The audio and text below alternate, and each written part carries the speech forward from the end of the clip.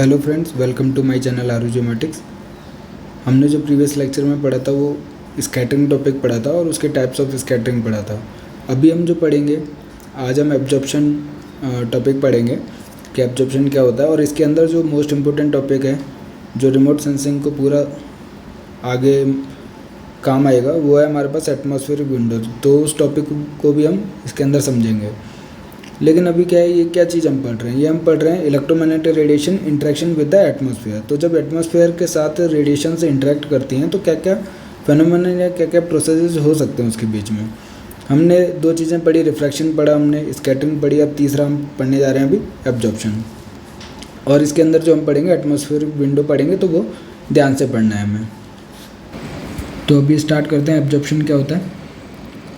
By the time of electromagnetic radiation is recorded by a sensor, it has already passed through the atmosphere, earth atmosphere twice। तो मैंने ये आपको पहले ही बता रखा है कि जब इलेक्ट्रोमैग्नेटिक रेडिएशन का इंटरेक्शन होता है एटमॉस्फेयर के साथ, दो टाइम्स होता है। जब रिमोट सेंसिंग का प्रोसेस होता है तो दो बार होता है। एक तो हमारे पास एनर्जी सोर्स से लेके ऑब्जेक्ट तक जब रेडिएशंस आती हैं, और जब ऑब्जेक्ट से लेके सेंसर तक रेडिएशन आती हैं। तो ये इनके बीच में जो ट्रैवलिंग होती है रेडिएशंस की, वो एटमॉस्फेयर के थ्रू दो बार होती है हमारे पास एक रिमोट सेंसिंग के प्रोसेस में।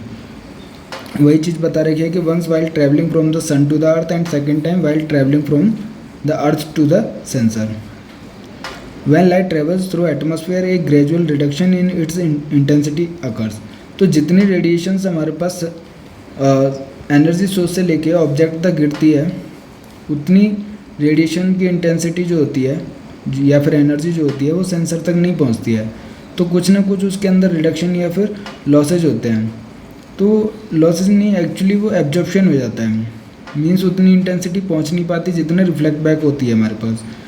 तो उसको क्या कहते हैं, हमारे पास जो रिडक्शन होती है एनर्जी का या इंटेंसिटी का with distance in a medium रेटी atmosphere is called attenuation of light. उसको क्या बोलते हैं हम? एटेन्यूएशन ऑफ लाइट बोलते हैं। This attenuation occurs mainly because of the scattering and absorption of light in atmosphere. ये जनरली एटेन्यूएशन या रिडक्शन इन इंटेंसिटी किसकी वजह से होती है? या तो स्कैटरिंग हो जाता है हमारे पास रेडिएशंस का, या फिर एब्जॉर्प्शन हो जाता है। एब्जॉर्प्शन होता क्या है? एब्जॉर्प्शन क्या? It is a process by which radiation या फिर radiant energy is absorb and converted into other forms of energy such as heat और केमिकल एनर्जी।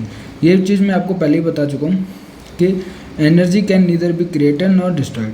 तो जितनी एनर्जी हमारे पास रिडक्शन होती है वो एक्चुअली कहीं गायब तो हो नहीं सकती, वो किसी और फॉर्म में चेंज हो जाती है। या तो हीट में, मोस्टली जो है हीट में चेंज हो जाती है, या फिर केमिकल एनर्जी में चेंज हो जाती है। तो एब्जॉर्प्शन वही है कि मान लीजिए कोई मीडियम है, ये एटमॉस्फेयर है, यहाँ से रेडिएशन की इंटेंसिटी ज़्यादा थी, इनपुट वेव जो है वो ज़्यादा है और आउटपुट वेव कम है। तो ये जो रिडक्शन हुआ ये क्या हीट के फॉर्म में चेंज हो जाती है या फिर केमिकल एनर्जी के फॉर्म में चेंज हो जाती है। तो ये चीज़ आपको याद रखनी है कि एब्जॉर्प्शन सिंपल सा प्रोसेस है। नाम से ही पता चल रहा है कि एब्जॉर्प्शन क्या होता है कि जितनी भी रेडिएशंस उसके ऊपर हो रही हैं उसको वो वापस नहीं जाने दे रहा है, या फिर जा रही हैं तो फिर कुछ ना कुछ कम इंटेंसिटी हो रही है, रिडक्शन इन इंटेंसिटी हो रही है, जिसे हम एटेन्यूएशन ऑफ लाइट कहते हैं। और मोस्ट इंपॉर्टेंट लाइन जो है वो है ये कि एब्जॉर्प्शन जो होती है वो वेवलेंथ डिपेंडेंट होती है। वो कैसे होती है देखना, अभी हम आगे पढ़ेंगे तो उसमें आपको ये चीज़ क्लियर हो जाएगी कि एब्जॉर्प्शन जो होती है वो वेवलेंथ डिपेंडेंट होती है, कि कौन सी रेंज ऑफ वेवलेंथ जो किस मीडियम से पास हो रही है और कितना एब्जॉर्प्शन होगा, ये सब वेवलेंथ पे डिपेंड करता है हमारे पास। Absorption of light occurs because part of the incident light is transformed into the energy of motions of the atom in the medium. It can take place in the earth atmosphere और on the terrain. तो same ही चीज़ है कि जो radiations आती हैं वो किसी और फॉर्म में चेंज हो जाती हैं, मोस्टली हीट के फॉर्म में चेंज हो जाते हैं, जिसकी वजह से मोशन जो होता है एटम्स का वो देखने के लिए मिलता है हमारे पास। ये भाई एक एग्जांपल दे रखा है हमारे पास कि attenuation of light wave in absorbing medium. Absorbing medium किसको मान रहे हैं? एटमॉस्फेयर को मान रहे हैं। To understand it better let us take an example. Grass appears green because scatters green light more effectively than red and blue light. तो जैसे हम रिफ्रैक्शन में पढ़े, स्कैटरिंग में पढ़े, वही सेम चीज़ यहाँ पर है कि घास जो है, जो ग्रास होती है हमारे पास, वो ग्रीन कलर की क्यों दिखती है? क्योंकि हमारी आइज जो है विजुअल स्पेक्ट्रम को सेंस कर पाती हैं। अब उसके अंदर हम जनरली तीन ही चीज़ पढ़ते हैं, एक तो हम आर रेड वेवलेंथ बैंड, एक ग्रीन वेवलेंथ बैंड और एक ब्लू वेवलेंथ बैंड पढ़ते हैं। तो इसमें से जो रेड वेवलेंथ बैंड होता है, रेड और ब्लू जो वेवलेंथ होती है वो एब्जॉर्ब ज़्यादा हो जाती है, लेकिन ग्रीन जो होता है वो ग्रास की वजह से हमारे पास स्कैटर ज़्यादा होता है। तो हमारी आइज तक कौन सा पहुंचता है, ग्रीन कलर पहुंचता है। तो ग्रीन रेंज ऑफ वेवलेंथ पहुंचती है तो हमारे पास ग्रास जो है वो ग्रीन कलर की दिखती है। अब जो ये रेड और ब्लू कलर जो ग्रास के थ्रू या फिर कोई भी प्लांट्स के थ्रू एब्जॉर्ब होता है, वो क्या होता है हमारे पास, वो अपने फूड के लिए जो फोटोसिंथेसिस प्रोसेस होता है उसके हीट के फॉर्म में उसको यूज करता है, क्योंकि जो इसकी रेडिएशंस की एनर्जी रहती है, इंटेंसिटी रहती है, वो हमारे पास यूज होगी कहीं ना कहीं, क्योंकि वो डिस्ट्रॉय तो हो नहीं सकती, वो क्या हीट के फॉर्म में चेंज होती है और हमारे पास वो प्लांट अपने या फिर क्लोरोफिल जो पिगमेंट होता है उसके अंदर उसको फूड के यूज के लिए यूज करता है उसकी एनर्जी को। Apparently, red and blue light incident on the grass is absorbed. The absorbed energy is converted into some other form, and it is no longer present as red or blue light. In the visual spectrum, absorption of the energy nearly absent in molecular atmosphere. तो हम ये जो कह रहे हैं कि medium, अब यहाँ पे क्या ऑब्जेक्ट के थ्रू ही हमारे पास एब्जॉर्प्शन हो रहा है। मीडियम तो एटमॉस्फेयर था और जो ऑब्जेक्ट है वो हमारे पास ग्रास था। तो यहाँ पे जो एटमॉस्फेयर हो रहा है वो जनरली ऐसा नहीं है कि सिर्फ मीडियम के थ्रू हो, यहाँ पे ऑब्जेक्ट के थ्रू हमारे पास एब्जॉर्प्शन हो रहा है। अब यहाँ तक कि क्लाउड्स होते हैं एटमॉस्फेयर में, वो भी एब्जॉर्ब बहुत कम करते हैं विजुअल लाइट को। जनरली जो ऑब्जेक्ट है वही हमारे पास एब्जॉर्प्शन कर रहा है हमारे पास। मीडियम के अंदर क्या स्कैटरिंग हो सकता है, रिफ्रैक्शन हो सकता है, और बहुत कम मीन्स बहुत कम रेंज ऑफ विजुअल लाइट जो हमारे पास एब्जॉर्ब होती है हमारे पास। Both scattering and absorption removes energy from the beam of light, thus beam of light is attenuated and we call this attenuation extinction। तो वही है कि attenuation of light क्या है, रिडक्शन इन द इंटेंसिटी। ये किसकी वजह से हो सकता है, स्कैटरिंग की वजह से हो सकता है और एब्जॉर्प्शन की वजह से हो सकता है। अब हम यहाँ पे जो मेनली बात कर रहे हैं वो किस चीज़ के टॉपिक का बात कर रहे हैं, हम बात कर रहे हैं कि जो इलेक्ट्रोमैग्नेटिक रेडिएशंस है उनका इंट्रैक्शन हो रहा है एटमॉस्फेयर के साथ। अब उसमें एटमॉस्फेयर के अंदर हमने 3 मेन कॉन्स्टिट्यूएंट्स लिए। एक ओजोन लिया, ओजोन लेयर आपको पता ही है स्ट्रेटोस्फेयर में प्रेजेंट होती है। दूसरा कार्बन डाइऑक्साइड गैस, और तीसरा हमारे पास वाटर वेपर। ये हमारे पास गैस है तो पार्टिकल साइज स्मॉल होता है, वाटर वेपर हमारे पास पार्टिकल साइज बड़ा होता है, और हमने ओजोन लेयर लिया है। तो इन 3 मेन कॉन्स्टिट्यूएंट्स कौन सा कितना एब्जॉर्ब करता है, क्या करता है, उसका देख लेते हैं, ये इंपॉर्टेंट है हमारे पास। तो ओजोन गैस क्या करता है, जो ओजोन गैस है वो हमारे पास अर्थ के एनर्जी बैलेंस को बैलेंस करने के लिए बहुत इंपॉर्टेंट रोल प्ले करता है। क्या कैसे, क्योंकि आपने पढ़ा होगा कि यूवी रेज के बारे में पढ़ा होगा। अल्ट्रावायलेट रेज जो होती हैं वो हमारे पास जनरली एब्जॉर्ब हो जाती हैं या उनको पास नहीं होने देता है कौन सी, ओजोन लेयर। और ये अच्छी चीज़ भी है क्योंकि यूवी रेज हमारी स्किन के लिए बहुत हार्मफुल हैं। अगर हमारी स्किन से इंट्रैक्शन होता है उनका, ये हमारे स्किन के ऊपर करते हैं तो स्किन डिजीज़ के चांस हैं, और स्किन से जितनी भी कैंसर जैसे हो गया या फिर हमारे पास और भी बहुत सारी डिजीज़ होती हैं स्किन से रिलेटेड, मोस्टली वो हमारे पास कॉज करती हैं। तो अल्ट्रावायलेट रेज को वो पास नहीं होने देता ओजोन गैस, तो ये हमारे लिए एक अच्छी चीज़ है। अब ये मिलती कहाँ पर हमारे पास, मैक्सिमम कंसनट्रेशन कहाँ होती है, स्ट्रेटोस्फेयर में होती है, जिसका एल्टीट्यूड कितना है 20 to 30 किलोमीटर है हमारे पास। Ozone absorbs high energy, it prevent short wavelength portion of the ultraviolet spectrum to transmit through the lower atmosphere. तो बहुत कम हमारे पास अल्ट्रावायलेट लाइट्स को ये ट्रांसमिट होने देता है, पास होने देता है। अब जैसे हमने ग्रीन हाउस गैस इफेक्ट में पढ़ते हैं, और ओजोन का डिप्लीशन भी हम पढ़ते हैं, ओजोन होल जैसे जिसको हम कहते हैं। ओजोन होल कोई होल नहीं हो रहा है, एक्चुअली लेयर जो है हमारे पास ओजोन की वो थिकनेस जो हो रही है हमारे पास कम होती जा रही है। तो इससे क्या हमारे पास अल्ट्रावायलेट लाइट्स जो हैं या फिर जो भी हार्मफुल रेज होती हैं वो हमारी अर्थ तक पहुंच रही हैं, जो कि नहीं होना चाहिए हमारे पास। तो उसी टॉपिक को थोड़ा इम्पोर्टेंस दिया जा रहा है ओजोन डिप्लीशन, या फिर इसको क्या कहते हैं हम, हमारे पास ओजोन जो लेयर है उसका डिप्लीशन हो रहा है, ओजोन होल जिसको हम कहते हैं। और ग्रीन हाउस गैस इफेक्ट में भी हम इस चीज़ को पढ़ते हैं।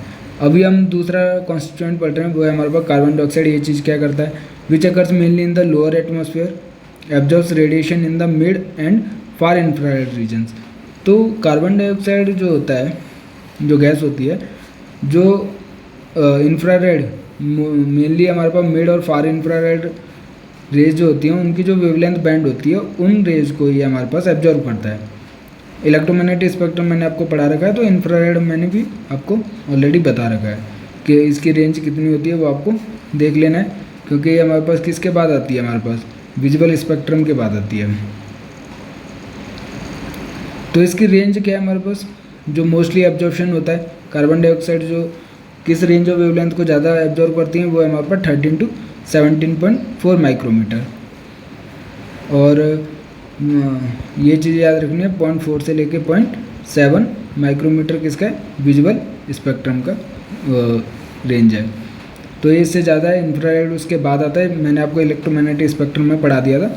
तो मिड और फार इंफ्रारेड, इस लाइन को याद रखना है कि कार्बन डाइऑक्साइड कौन से रेंज ऑफ वेवलेंथ को एब्जॉर्ब करता है मोस्टली, वो है मिड और फार इंफ्रारेड रेंज को। और अगर रेंज भी पूछी जाए तो 13 to 17.4 माइक्रोमीटर। अब थर्ड जो हमारे पास था कॉन्स्टिट्यूएंट एटमॉस्फेयर में मिलता हुआ है वाटर वेपर। ये किसको हमारे पास, अब ये वेरी भी करता है, क्योंकि आपको क्लाउड्स या मॉइस्चर जो है लोकेशन और टाइम वाइज भी डिपेंड करते हैं। आज है कल नहीं है, एक महीने बाद नहीं है, कभी गर्मी है कभी ठंडी है। या फिर हमारे पास कोई भी प्लेस ले लीजिए, दिल्ली में है उड़ीसा में नहीं, इस टाइप से क्या है हमारे पास लोकेशन और टाइम डिपेंडेंट होता है वाटर वेपर का जो कॉन्स्टिट्यूएंट्स है हमारे पास एटमॉस्फेयर में, या उसका अमाउंट कितना होगा, ये टाइम और लोकेशन पर डिपेंड करता है। However it is commonly present in the lower atmosphere, water vapour contributes significantly to the absorption of the radiation, particularly in several bands in the region between 5.5 to 7 micrometre. अभी हमारे पास क्या है, infrared rays से कम वाली wavelength range है हमारे पास, और विजुअल से ज़्यादा की है हमारे पास।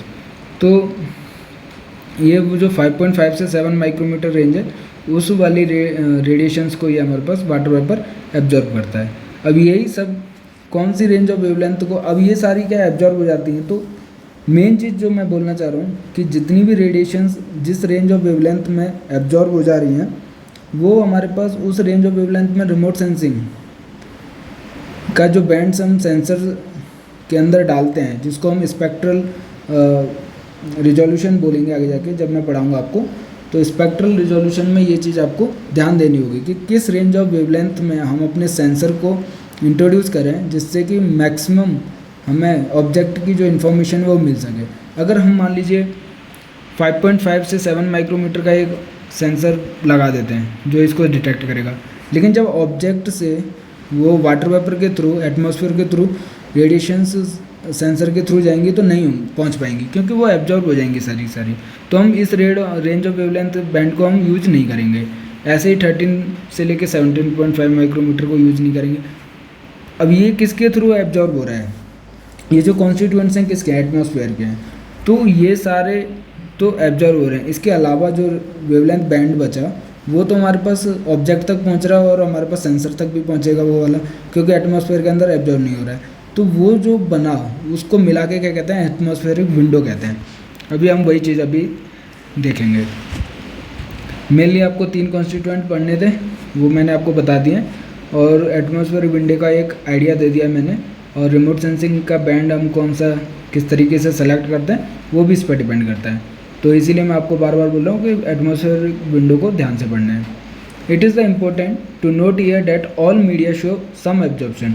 Media which absorb all wavelength more or less equally are said to show general absorption, whereas media which absorb some wavelength more strongly than others are said to show selective absorption।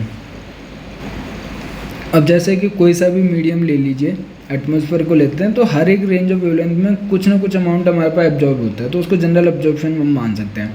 लेकिन कुछ range of wavelength होती है जो हमारे पास object तक पहुंच ही नहीं पाती, या फिर सेंसर तक हमारे पास नहीं पहुंच सकती। बीच में जितने भी कॉन्स्टिट्यूएंट्स हैं एटमॉस्फेयर के, वो सारी की सारी वेवलेंथ बैंड को, उस रेंज ऑफ वेवलेंथ को एब्जॉर्ब कर लेते हैं, तो उसको हम सेलेक्टिव एब्जॉर्प्शन कहते हैं। अब एब्जॉर्प्शन होता क्या है, सिंपल सी चीज़ है कि जितनी इंसिडेंट रेडिएशन है उसमें से कितना एब्जॉर्ब्ड रेडिएशन हो गई है। मतलब कि the ability of a medium to absorb energy measured as the absorbance and is expressed as absorbance alpha मान लीजिए is equal to absorbed radiation is divided by incident radiation. मतलब कि कितनी रेंज ऑफ कितनी एनर्जी या कितनी intensity absorb हो गई है डिवाइडेड बाई इंसिडेंट रेडिएशन, कितनी उस ऑब्जेक्ट के ऊपर इंसिडेंट हो रही है हमारे पास। तो इसको वही कह सकते हैं कि आउटपुट जितना आया तो इनपुट माइनस आउटपुट उतना एब्जॉर्ब हो गया डिवाइडेड बाई इनपुट हो गया हमारे पास। सिंपल सी चीज़ है। मान लीजिए हमारे पास अगर फिर भी नहीं समझ आया, फिर से एक सिंपल सा एग्जांपल दे देता हूँ।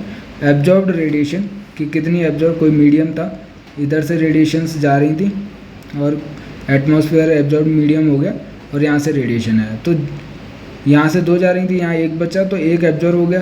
तो इसे डिवाइडेड बाई जितनी हमने इंसिडेंट की उसके ऊपर, जितनी उसके ऊपर एटमॉस्फेयर तक जा रही है हमारे पास, तो एब्जॉर्ब्ड रेडिएशन 2 - 1 हो गया और इंसिडेंट रेडिएशन ये हमारे पास 2 हो गया हमारे पास। From remote sensing point of view, absorption is the in the visible, near infrared and thermal infrared regions of electromagnetic spectrum is important. तो जो हमारे पास अगर एब्जॉर्प्शन के लिए ध्यान रखना है तो मोस्टली जिसमें हम रिमोट सेंसिंग करते हैं वो हमारे पास विजुअल रेंज है, हमारे पास नियर इंफ्रारेड रेंज है या थर्मल इंफ्रारेड रेंज है। इसमें हमारे पास ध्यान देने वाली ज़्यादा ज़रूरत है क्योंकि रिमोट सेंसिंग इसी चीज़ में होती है हमारे पास, इसी रेंज ऑफ वेवलेंथ में हम अपने सेंसर्स को एप्लीकेबल करते हैं। तो हमारे पास significant amount of absorption in the visual and near infrared band is basically due to molecular oxygen और ओजोन की वजह से, water vapour, carbon dioxide and some other minor gases, यही कॉन्स्टिट्यूएंट्स होते हैं हमारे पास एटमॉस्फेयर में।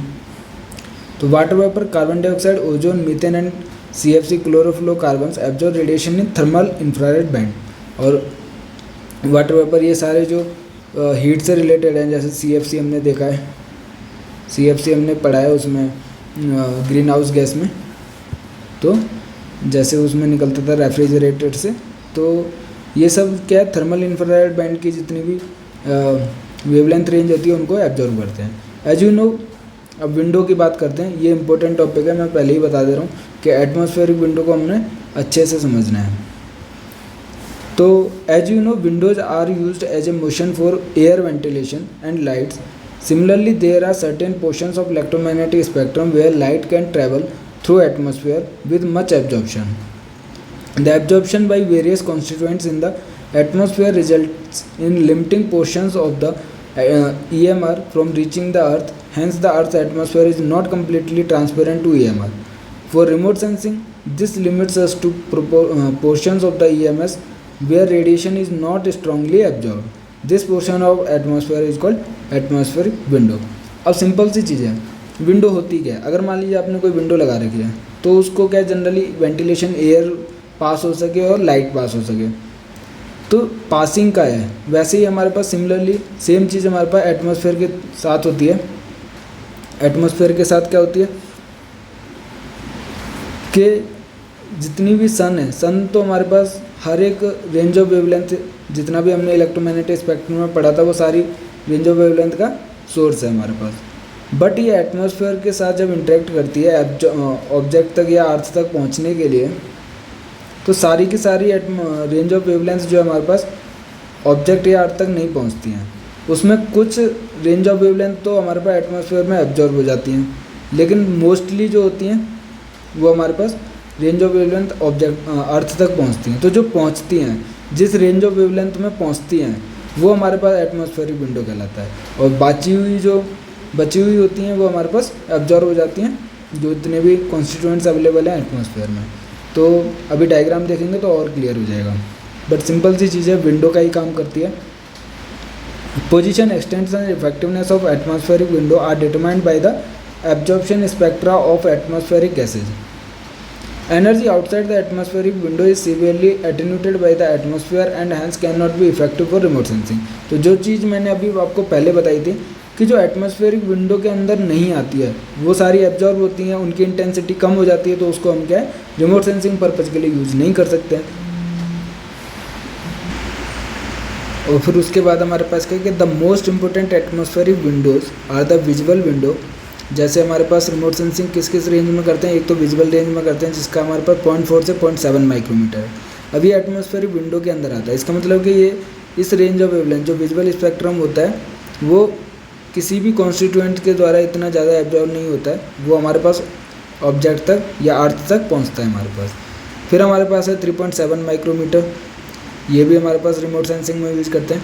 और माइक्रोवेव के बैंड्स विंडोज़ हैं, मीन्स उसके बीच के जो वेवलेंथ बैंड्स हैं जैसे 2 से 4 mm का, या फिर 6 mm से ज़्यादा की रेंज ऑफ वेवलेंथ है, उसको हम रिमोट सेंसिंग पर्पज़ के लिए यूज़ करते हैं। उसके अलावा ये एक और विंडो है जो ये वो पॉइंट्स हैं जो हमें याद रखने हैं, मीन्स ये इसके बेसिस पे जब हम आगे पढ़ते जाएंगे तो ये हमारे दिमाग में रहना चाहिए कि 2 से 4 mm वाला हम यूज़ कर सकते हैं, 6 से ज़्यादा mm वाला, और 8.5 से 12.5 माइक्रोमीटर का जो होता है रेंज ऑफ वेवलेंथ बैंड है, वो भी हमारे पास एटमॉस्फेरिक विंडो के अंदर आता है, मीन्स ये हमारे पास अर्थ तक पहुँचती है हमारे पास। अब जैसे ये डायग्राम है, डायग्राम बहुत इंपॉर्टेंट है, पहले पढ़ लेते हैं थोड़ा सा कि the visual window is mainly affected by ozone absorption and by molecular scattering. तो जो विजुअल रेंज ऑफ वेवलेंथ होती है 0.4 से 0.7 माइक्रोमीटर, उसको कौन इफेक्ट करता है ज़्यादातर? ओजोन एब्जॉर्ब करता है, और मॉलिकुलर जो मॉलिक्यूल्स अवेलेबल होते हैं, गैसेज मॉलिक्यूल्स होते हैं ना हमारे पास, नाइट्रोजन, ऑक्सीजन, वो गैस मॉलिक्यूल्स क्या है हमारे पास एटमॉस्फेयर के अंदर जो प्रेजेंट होते हैं उनको स्कैटर करते हैं हमारे पास। उस रेंज ऑफ जो विजुअल स्पेक्ट्रम की रेंज ऑफ वेवलेंथ होती है या फिर रेडिएशंस होती हैं, उनको स्कैटरिंग करता है हमारे पास। उसके बाद क्या है, 8.5 से 12.5 micrometre infrared window is punctuated by the 9.6 micrometre ozone absorption band and is affected by water vapour absorption. तो ये जो होते हैं 8.5 से 12.5 माइक्रोमीटर, अब इस डायग्राम में देखा जाए तो वो जनरली किसके द्वारा इफेक्ट होती है? वाटर वेपर एब्जॉर्प्शन के द्वारा, या फिर ओजोन एब्जॉर्प्शन बैंड होता है हमारे पास। अब इसमें कहाँ है, अब ये डायग्राम समझ लेते हैं और फिर जो इतनी भी हमने रेंज ऑफ वेवलेंथ देखी है उसको भी देख लेते हैं। तो वैसे सबसे पहली बात है कि ये बहुत इंपॉर्टेंट है। इसके अंदर क्या है कि atmospheric Windows in the electromagnetic spectrum, chemical notation जैसे CO2 हो गया, CO2 के हमारे पास कार्बन डाइऑक्साइड है, O2 ऑक्सीजन हो गया, और हमारे पास O3 ओजोन हो गया, H2O वाटर वेपर के लिए लिया है हमने। तो indicate the gases responsible for blocking the radiation at a particular wavelength. अब हमारे पास ये वेवलेंथ रेंज है और ये हमारे पास एटमॉस्फेयर के अंदर कितना ट्रांसमिशन हो रहा है। तो ये जो ग्रे कलर आपको दिख रहा है, ब्लैक कलर तो एब्जॉर्प्शन है हमारे पास, ये एब्जॉर्प्शन है, और जो ग्रे कलर दिख रहा है हमारे पास जितना भी, वो हमारे पास ट्रांसमिशन है। ठीक है, ट्रांसमिशन का मतलब है कि एटमॉस्फेयर विंडो के अंदर आता है, जो पास हो जाती है एटमॉस्फेयर में, इतना एब्जॉर्प्शन नहीं देखने के लिए मिलता है। तो जो देखने के लिए नहीं मिलता मीन्स जो ग्रे कलर में है, उसी को हम रिमोट सेंसिंग पर्पज़ के लिए यूज कर सकते हैं। तो ये चीज़ आपको ध्यान रखनी है। अब कौन कौन सी रेंज ऑफ वेवलेंथ है, जैसे हमारे पास यहाँ पे मान लीजिए 0.4 से लेके 0.7 माइक्रोमीटर, ये देखिए ये हमारे पास विजुअल रेंज है। विजुअल रेंज जो है हमारे पास ट्रांसमिशन बहुत ज़्यादा हो रहा है, ब्लैक कलर का में ग्रे ज़्यादा है, इसका मतलब ट्रांसमिशन ज़्यादा होता है। इसका जो एटमॉस्फेयर में होता है वो एब्जॉर्प्शन बहुत कम होता है, तो इसको हम रिमोट सेंसिंग के पर्पज़ के लिए यूज़ करते हैं। वैसे बढ़ते जाएंगे तो इसमें फिर हमारे पास इंफ्रारेड वेव आ गई, माइक्रोवेव्स आ गई, तो अब इसमें भी ये रेंज ऑफ वेवलेंथ है। इस रेंज ऑफ वेवलेंथ को हम नहीं यूज़ कर सकते हैं। इस रेंज ऑफ वेवलेंथ को यूज़ क्यों नहीं कर सकते? क्योंकि इसके जो वाटर वेपर मॉलिक्यूल्स होते हैं वो उनको इस रेंज ऑफ वेवलेंथ को एब्जॉर्ब कर लेते हैं। जैसे हम ये चीज़ देख रहे थे 8.5 से 12.5 माइक्रोमीटर, 8.5 से 12.5 माइक्रोमीटर कहाँ आएगा? वो जनरली यही वाला है, 8.5 से, सॉरी ये वाला नहीं आएगा, मान लीजिए ये वाला है, क्योंकि ये हमारे पास एटमॉस्फेरिक विंडो के अंदर आ रहा है, न कि एब्जॉर्प्शन के अंदर आ रहा है। 8.5 से 12.5 माइक्रोमीटर के अंदर हमारे पास एब्जॉर्प्शन है, और पंक्चुएटेड बाई 9.6 माइक्रोमीटर। तो ये चीज़ आप देख रहे हो, ये जो ब्लैक कलर की स्ट्रिप है एक, ये है हमारे पास 9.6 माइक्रोमीटर। ये एब्जॉर्ब हो जाती है किसकी वजह से? ओजोन की वजह से।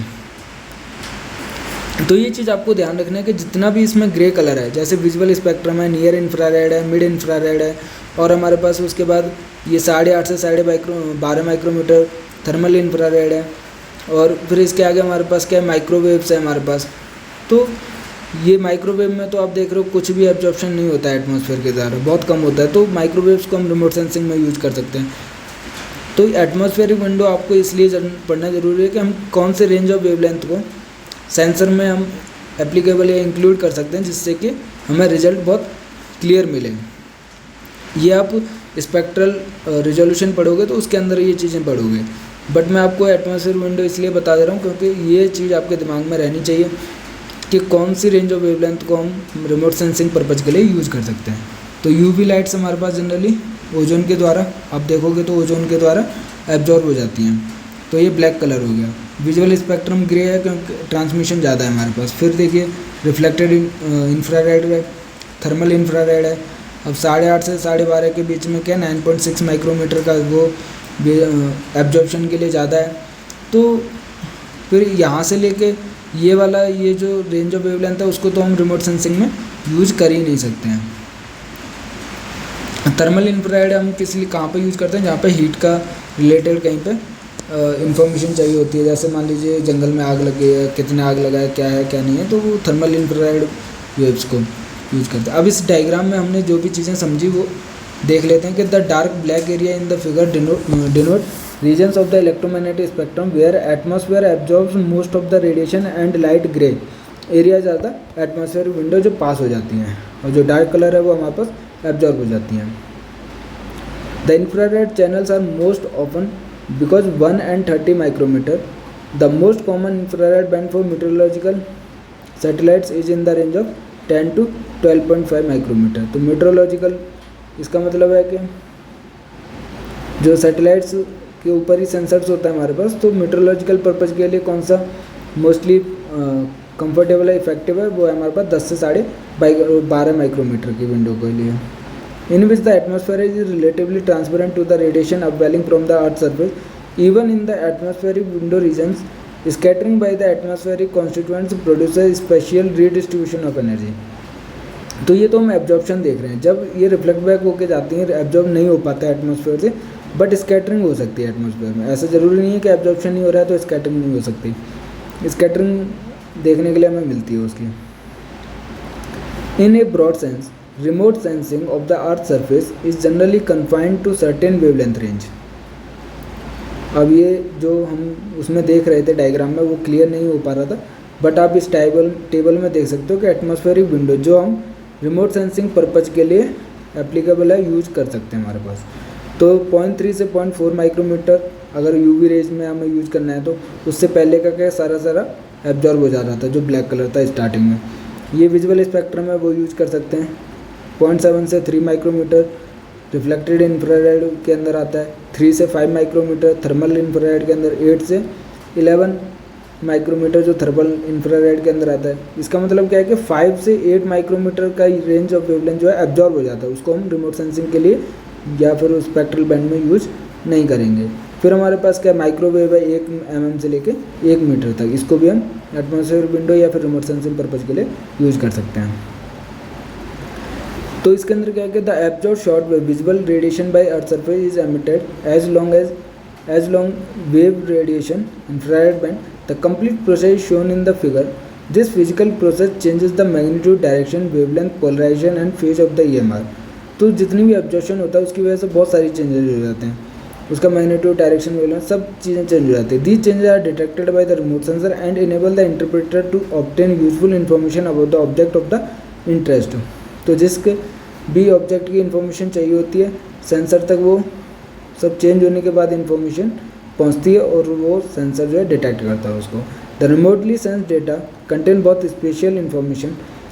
अब ये हमारे पास GIS के अंदर पढ़ते थे, लेकिन रिमोट सेंसिंग में भी आप देखोगे कि ऑब्जेक्ट की मैं बार बार आपको बोल रहा हूँ कि इन्फॉर्मेशन ले लेंगे, इन्फॉर्मेशन हमें मिल जाती है। तो कौन सी इन्फॉर्मेशन मिलती है हमें? 2 चीज़ें मिलती हैं। एक तो स्पेशियल इन्फॉर्मेशन मिलती है, उसकी स्पेशियल मतलब कि उसके कोऑर्डिनेट से रिलेटेड, कि उसका साइज़ क्या है, उसका शेप क्या है, उसकी ओरिएंटेशन क्या है, उसकी लोकेशन क्या है।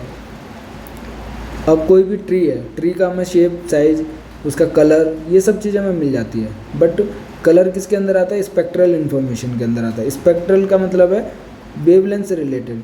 तो हमारे पास कलर किससे है? जो हमारी आइज़ तक पहुंचता है वही कलर दिखता है हमें। तो कलर किसके अंदर आया? वेवलेंथ के अंदर। और वेवलेंथ किससे आया? स्पेक्ट्रल के अंदर आया। तो कलर हो गया, टोन हो गया, स्पेक्ट्रल सिग्नेचर हो गया, मीन्स कौन सी रेंज ऑफ वेवलेंथ में कितना ज़्यादा वो डिटेक्शन हो रहा है या फिर कितना हमारे पास उससे इन्फॉर्मेशन मिल रही है, वो स्पेक्ट्रल सिग्नेचर कहलाता है। इसका भी हम पढ़ेंगे। स्पेक्ट्रल सिग्नेचर का एक अलग से चैप्टर है जिसके अंदर हम सॉइल का पढ़ेंगे, वेजिटेशन का पढ़ेंगे, उसके अलावा हमारे पास वाटर का पढ़ेंगे। उसके अगर आप पढ़ेंगे, टाइम मिलेगा तो रॉक के बारे में भी पढ़ेंगे। तो ये सारी चीज़ें हम स्पेक्ट्रल सिग्नेचर के अंदर देखेंगे कि क्या होता है, लेकिन ये अभी पढ़ाऊँगा तो समझ नहीं आएगा, धीरे धीरे एक एक स्टेप बाय स्टेप चलते हैं तो स्पेक्ट्रल सिग्नेचर का भी देखेंगे। अभी देखने में के लिए क्या है कि ऑब्जेक्ट की इन्फॉर्मेशन मिलेगी। कौन कौन सी इन्फॉर्मेशन मिलती है हमें सेंसर से? एक तो स्पेशल इन्फॉर्मेशन मिलती है उसकी, और दूसरा हमारे पास स्पेक्ट्रल इन्फॉर्मेशन मिलती है। स्पेशल बता दिया मैंने, उसका साइज़ पता चलता है, शेप पता चलता है, उसकी लोकेशन ओरिएंटेशन पता चलता है किस डायरेक्शन में है। दूसरा हमारे पास स्पेक्ट्रल इन्फॉर्मेशन, वो जैसे उसका टोन क्या है, कलर क्या है, स्पेक्ट्रल सिग्नेचर क्या है, वो चीज़ हमें पता चलती है। अब हमारे पास क्या, there are 3 major regions in the EMR earth interaction that are important in remote sensing. तो 3 ही रीजन हम ज़्यादा पढ़ रहे हैं। एक तो विजुअल स्पेक्ट्रम जो रिमोट सेंसिंग में यूज होता है, दूसरा NIR नियर इंफ्रारेड होता है, तीसरा हमारे पास थर्मल इंफ्रारेड होता है। तो NIR जो नियर इंफ्रारेड स्पेक्ट्रल बैंड होता है वो जनरली 0.3 से 3 माइक्रोमीटर होता है हमारे पास। सॉरी, ये दोनों मिला के जो हम पढ़ते हैं, क्योंकि इसी के बीच में हमारे पास एटमॉस्फेरिक विंडो मिल रहा था ना, 0.3 से लेके 0.4 तक मिल रहा था UV रेज में, और हमारे पास 0.4 से लेके 0.7 माइक्रोमीटर तक का मिल रहा था विजुअल स्पेक्ट्रम में, और फिर नियर इंफ्रारेड में मिल रहा था। तो 0.3 से लेके 3 माइक्रोमीटर का जो रेंज ऑफ वेवलेंथ है उसको हम रिफ्लेक्टिव रीजन कहते हैं। In this band the sun's radiation sensed by the sensor is reflected by the earth surface, क्योंकि एटमॉस्फेयर में इसका इस रेंज ऑफ वेवलेंथ का एब्जॉर्प्शन नहीं होता, ये एटमॉस्फेरिक विंडो के अंदर आता है हमारे पास। The band corresponding to the atmospheric window between 8 micrometre and 14 micrometre is known as the thermal infrared band. Thermal infrared band का भी पढ़ना था, तो वो उसका रेंज कितना है, 8 से 14 माइक्रोमीटर। The energy available in this band for remote sensing is due to thermal emission from the earth surface. तो जो थर्मल एमिशन होता है, जैसे कहीं आग लग जाती है या फिर जहाँ पे हीट का प्रोसेस ज़्यादा है, तो वो थर्मल इंफ्रारेड बैंड के अंदर आता है। बहुत रिफ्लेक्शन एंड सेल्फ एमिशन, एक तो एमिशन होता ही होता है, जो एमिटिंग रेडिएशंस होता है उनको भी डिटेक्ट करता है सेंसर, और साथ के साथ जो रिफ्लेक्शन होता है वहाँ से उसको भी डिटेक्ट करता है। Are important in the intermediate band. तो थर्मल इंफ्रारेड के जो सैटेलाइट्स जो सेंसर में हम इंक्लूड करते हैं, वो 3 से 5.5 माइक्रोमीटर की रेंज ऑफ वेवलेंथ को यूज करते हैं, क्योंकि वो बहुत ज़्यादा इंपॉर्टेंट होता है। अब ये है क्या चीज़, हमने थर्मल इंफ्रारेड बैंड देखी, ये डायग्राम तो मैंने पहले भी स्टार्टिंग में समझाया था, वो भी मैं बताऊंगा। तो हमारे पास क्या है कि इन द माइक्रोवेव रीजन, जो माइक्रोवेव रीजन होता है 1 से 30 centimetre of the spectrum, the sensor is normally A radar. Radar क्या, रेडियो डिटेक्शन एंड रेंजिंग, जो कि हमारे पास एक्टिव रिमोट सेंसिंग के अंदर आता है हमारे पास। तो ये which is an active sensor. Active sensor में क्या होता है कि एनर्जी सोर्स जो होता है वो खुद का होता है, खुद ही हमारे पास रेडिएशंस को भेजेगा और खुद ही डिटेक्ट करेगा। लेकिन पैसिव सेंसर्स के अंदर क्या होता है कि सन से हमारे पास जो एनर्जी सोर्स होता है नेचुरल होता है, और डिटेक्शन जो सेंसर के द्वारा होता है। तो रेडार जो है हमारे पास, जो माइक्रोवेव रीजन है उसको हम रेडार में यूज करते हैं, जो कि एक्टिव सेंसर है हमारे पास। As it provides its own source of EMR, the EMR produce by the radar is transmitted to the earth surface. तो ट्रांसमिटर मतलब एब्जॉर्प्शन नहीं होता है, एटमॉस्फेरिक विंडो के अंदर आता है to the earth surface, and the EMR reflected back scattered radar return, जो वापस आता है हमारे पास रिफ्लेक्शन होके from the surface is recorded and analysed. तो सिंपल सी चीज़ है कि सेम प्रोसेस है हमारे पास। इसमें क्या है कि सेंसर जिस प्लेटफॉर्म पे हमारे पास है वहीं से रेडिएशन जाती हैं, ऑब्जेक्ट के पास पहुंचती हैं, वापस रिफ्लेक्ट बैक होके सेंसर डिटेक्ट करता है। इसमें क्या एनर्जी सोर्स सन नहीं होता, बाकी सेम प्रोसेस होता है हमारे पास। The microwave region can also be monitored with passive sensors called microwave radiometers. तो माइक्रोवेव रेडियोमीटर्स जो है हमारे पास वो पैसिव सेंसर का एग्जाम्पल है, जिसके अंदर हमारे पास सन से तो हमारे पास हर रेंज ऑफ वेवलेंथ निकलती है। तो सेंसर पर डिपेंड करता है कि हम उसको किस रेंज ऑफ वेवलेंथ में डिटेक्ट करने के लिए यूज कर रहे हैं। तो पैसिव सेंसर जो है हमारे पास माइक्रोवेव रेडियोमीटर्स के अंदर यूज होता है, which record the radiation emitted by the earth surface and its atmosphere in the microwave region. तो जो सन से लेके पहले ऑब्जेक्ट तक माइक्रोवेव्स गिरती हैं, फिर उसका जो रिफ्लेक्शन होता है वो सेंसर तक पहुंचता है, तो उसको हम माइक्रोवेव रेडियोमीटर जो माइक्रोवेव रेंज को डिटेक्ट करता है। अब उसके बाद रिफ्लेक्शन हम देखेंगे, लेकिन वो किसके अंदर आता है हमारे पास। रिफ्लेक्शन हमने इसके अंदर देखा एटमॉस्फेरिक के साथ इंटरेक्शन के लिए। अगला जो टॉपिक है वो जो रिफ्लेक्शन है वो होगा हमारे पास ऑब्जेक्ट के साथ जब इंटरेक्शन होता है। या फिर अर्थ के साथ जो इंटरेक्शन होता है। तो हमने जो पहले 3 के अंदर जो EMR का इंटरेक्शन देखा था एटमॉस्फेयर के साथ, उसमें 3 चीज़ें पढ़ी हमने। रिफ्रैक्शन पढ़ा हमने, दूसरा हमने क्या पढ़ा, स्कैटरिंग पढ़ा, और तीसरा हमने एब्जॉर्प्शन पढ़ा। अब जो हमारे पास आता है वो है रिफ्लेक्शन, और ये हमारे पास सेकंड टॉपिक है जिसमें हम EMR का इंटरेक्शन देख रहे हैं ऑब्जेक्ट के साथ। तो ये हम नेक्स्ट लेक्चर में देखेंगे। ये वही है जो मैं आपको बता रहा था, स्टार्टिंग में हमने डायग्राम देखा था। इस सन से स्कैटरिंग हो सकती है एटमॉस्फेयर में, और दूसरा हमारे पास एब्जॉर्प्शन भी हो सकता है। एब्जॉर्प्शन नहीं दिखा रहेगा, लेकिन एब्जॉर्प्शन भी हो सकता है, और साथ के साथ हमारे पास रिफ्रैक्शन भी हो सकता है। अब जो ऑब्जेक्ट के साथ है वो जनरली 2 टॉपिक पढ़ेंगे, एक तो ट्रांसमिशन पढ़ेंगे और एक हमारे पास रिफ्लेक्शन पढ़ेंगे। तो हमारे पास जितने भी जो टर्मिनोलॉजी हैं वो आपको क्लियर हो जाएंगी। तो वो हम नेक्स्ट लेक्चर में स्टार्ट करेंगे यहाँ से, रिफ्लेक्शन से। आज के लिए इतना ही। तो अगर आपको मेरा वीडियो पसंद आया तो प्लीज़ लाइक कीजिए, शेयर कीजिए अपने फ्रेंड्स के साथ, और मेरे चैनल को सब्सक्राइब कीजिए। आप मेरे साथ टेलीग्राम पर भी जुड़ सकते हैं, जिसका लिंक जो है आपको वीडियो के डिस्क्रिप्शन में मिल जाएगा। Thank you.